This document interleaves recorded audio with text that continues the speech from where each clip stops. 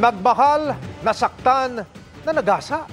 Ganyan umano ang ginawa ng isang lalaki sa kanyang dating nobya sa Cagayan de Oro City. Kaya lubhang nasugatan. Nakatutok si Cyril Chavez ng GMA Regional TV.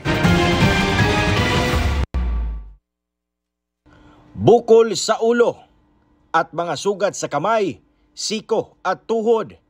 Yan ang tinamo ni El, di niya tunay na pangalan, matapos umanong banggain ng isang kotse sa Cagayan de Oro City. Ang tinuturong sospek, dati niyang kasintahan. Kwento ng biktima, mahigit 2 linggo na silang di nagkikita ng dating nobyo matapos maghiwalay. Pero noong Biyernes, nakita raw niya ang kotse ng ex-boyfriend malapit sa kanyang pinagtatrabahuan.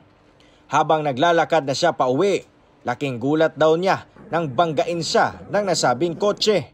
Nilupad ko, nabunal akong ulo sa semento. Pagkakuha na, iya sigurong thinking kay mamatay na ko ba. Pagsakan ako sa ulo, iya pa kong aksyonan o balik. Gabakingan ko niya. Pagbaking niya, daday kong tindog. Pagtindog na akong hidagan ko. Agad siyang dinala sa ospital at patuloy na nagpapagaling. Kasi nag-flat siyang plan, karong sa kupat yun, wala ko kabalo sa unsayang utok. So, akong panawagan unta, igawas nila si I-surrender lang nila sa authority.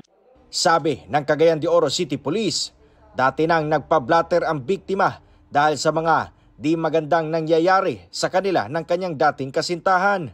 Dili kini ordinaryo nga reckless imprudence resulting to physical injury tungod kay nasuta man nga kit usa ka violation sa special law ang kaning RA 9262. Patuloy na tinutugis ang sospek na mabilis tumakas matapos ang insidente. Para sa GMA Integrated News, Cyril Chavez, nakatutok 24 oras.